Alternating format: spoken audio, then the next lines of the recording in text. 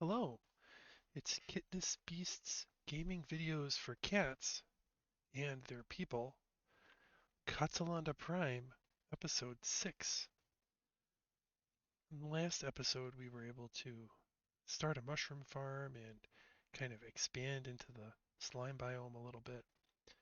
In this episode, we're going to expand beyond the slime biome, take advantage of some uh, really nice perks to what we discovered by skirting along the top of that biome and start to develop some of the harder systems that are really going to propel us out of the early game and into the mid game. So hopefully we'll make some good ground in the next few minutes.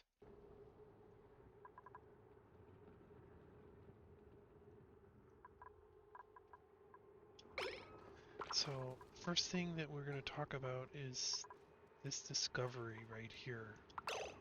This is really nice. I'll wait for it to become daytime and we'll take a closer look. All right. So after skirting past the slime biome, we've landed right in the middle of a smashed up rust biome. There was never an abyssalite barrier between these two. This is a massive cooling effect from the biome driving right through um, this slime biome. Normally this is around, 30 degrees and it's chilling down fast. It's already down to 20 degrees because a lot of that cooling effect is from this biome being right smashed up next to it. Uh, One of the nice things about rust biomes is this large reservoir of ethanol. It's very cold at -6 degrees Celsius, but ethanol can be used to operate gas generators. Um, so what we'll likely do is try and quickly set up a gasoline generator and use that to power our base.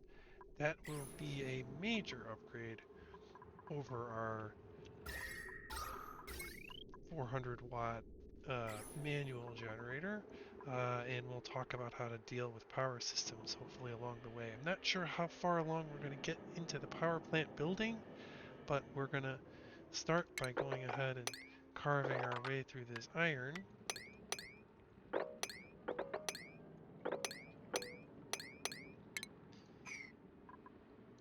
In fact, we'll even cut to, say, about there, and then kick up with a ladder,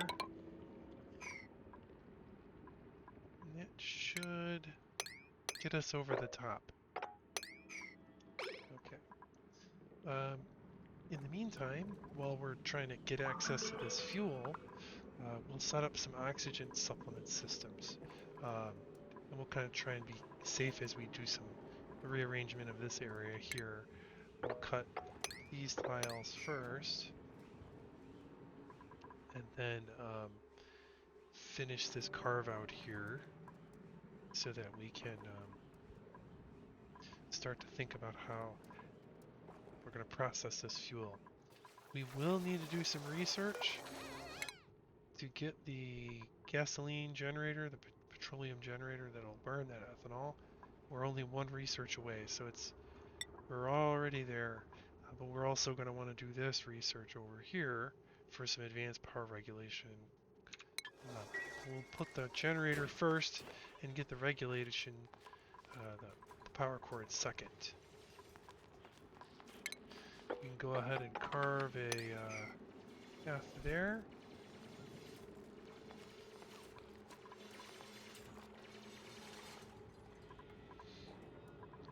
Trying to remember that I do want to form some kind of tunnel here. That'll work very nicely, actually. So having a nice solid channel of tiles, we'll have to skirt up over this. So there's a little bit of a barrier with that neural vacillator, but I think we can kind of hold true to the concept at the very least.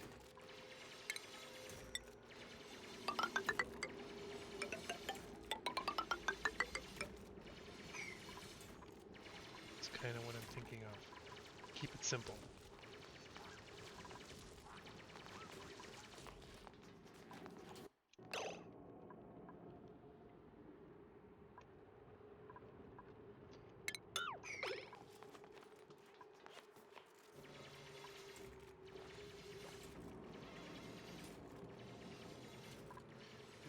Yeah, killing on this iron over here. Our resources in terms of iron are up near 10 tons now. So that's a big windfall in terms of resources for us. We're going to be putting those resources to good use, so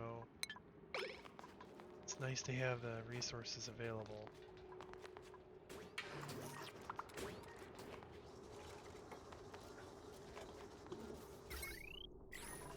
Oh, I see. So, a little confused why he's running on the wheel with this thing being almost fully charged. I really got to get rid of that battery.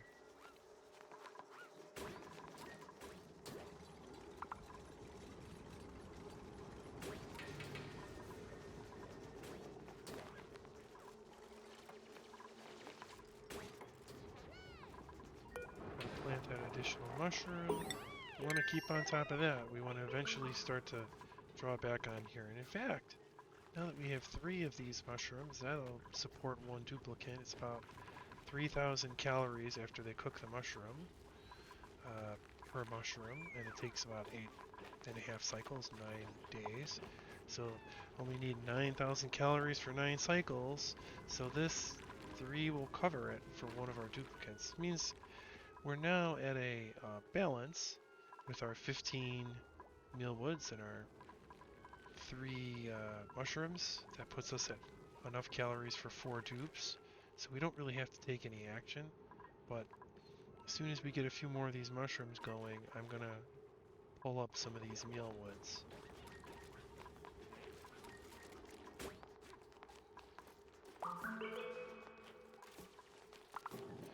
Trying to call forth a little bit of order over here.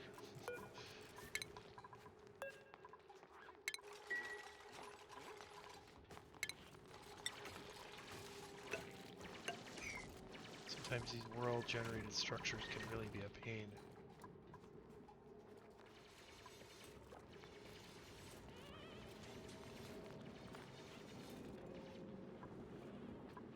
Alright, so I broke those tiles here so I can slice those tiles without worrying about the gases.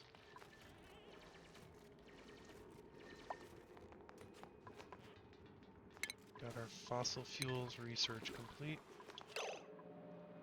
So if we can secure the fuel supply, we can pump it over into a generator and start using that to operate our base.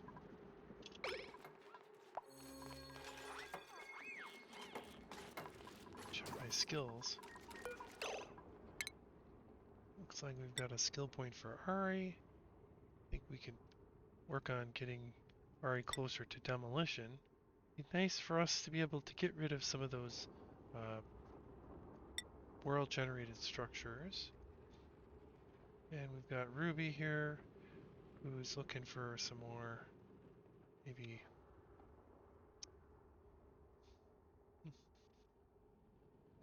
Might be a good idea for me to hold off on this. We'll talk more about material science research and how much of a burden that's going to be. Let's give her that basic 400 kilogram upgrade.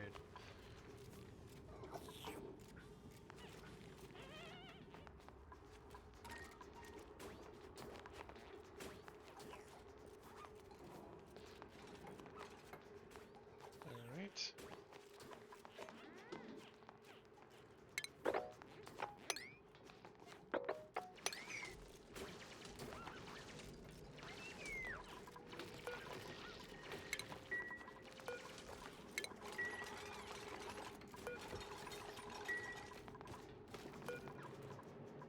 Slowly deconstructing some of this infrastructure I built for the purpose of breaching the biome.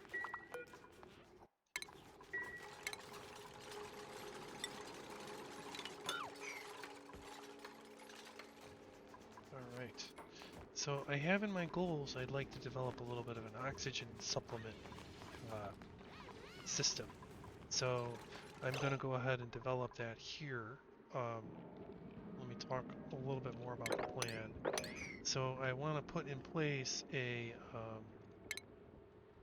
one of these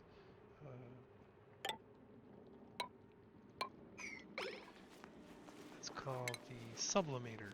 So I'm going to place one of these sublimation tools. What this does is it converts polluted dirt directly into polluted oxygen, and that can cause some issues. You can get some germs out of that popping on you. So it's kind of far away from the main base, and I do need some way of developing air pressure for this zone. So I have all these deodorizers already set up in a ring. No matter how hard this thing works, we're going to purify that oxygen very quickly. So that'll be the oxygen supplement that we develop.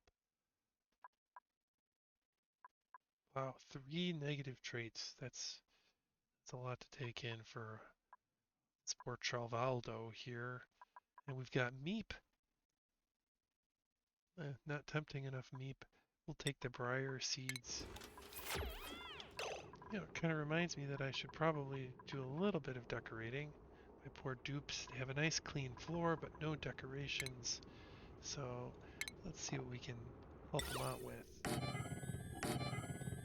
Put some plants around. Plants for everybody.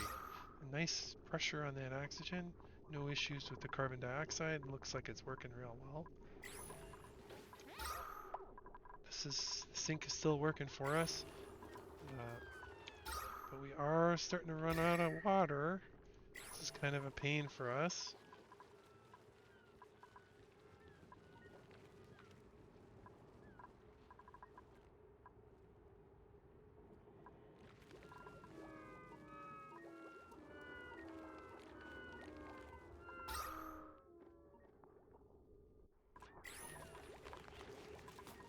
We do have some polluted oxygen on the periphery here. Where is that coming from? Oh, it's slime lung too. Ugh.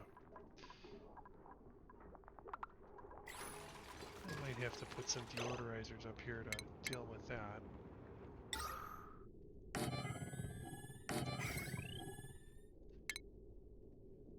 Oh. Maybe somebody dropped some slime on a chore, delivery chore or something. I don't know. We don't want that in there though, that's for sure.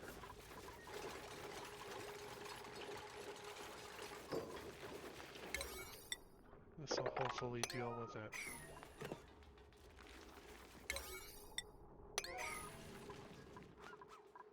Alright, we're nearly there. Making our way up towards that fuel source.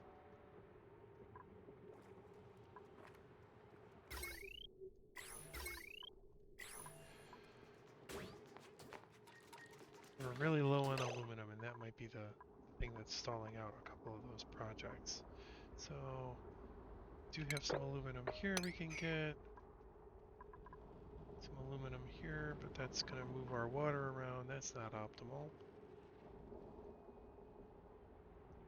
And there are some tiles up here we can get to, so might as well be funny and try and snag some of that aluminum while we've got the chance. There's plenty right here.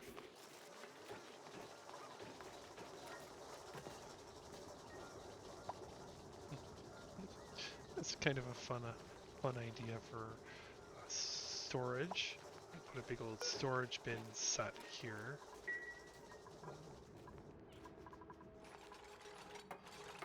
Right. So the sublimation station will turn our polluted dirt reservoir, which we do have a good amount of polluted dirt. 1,500 kilograms. So it should be able to take that polluted dirt and turn it into something a little bit better for our base.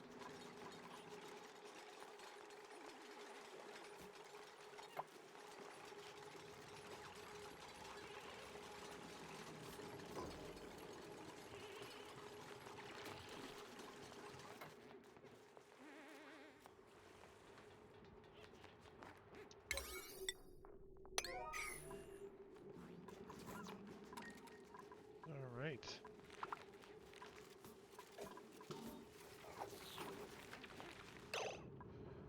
Just gonna take a look at, we've got any more mushroom caps. Nope, not yet. I'll keep that pinned so I have that on at a glance available. Notice our algae reserves are still pretty high, 1,200 kilograms. That's great. Earth leaf.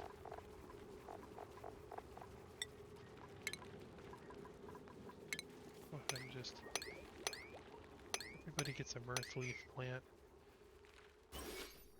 in our barracks.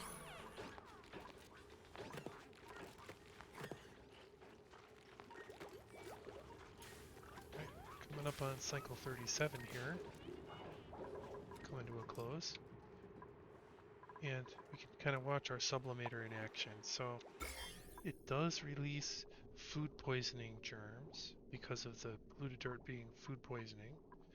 And so it is a mild biohazard, but thankfully, by the time the air is a few miles away, it's already clean. The oxygen atmosphere here kills those germs very quickly. So, you know, at a mild power cost of about 150, we're doing the work of a algae diffuser without any algae. So it's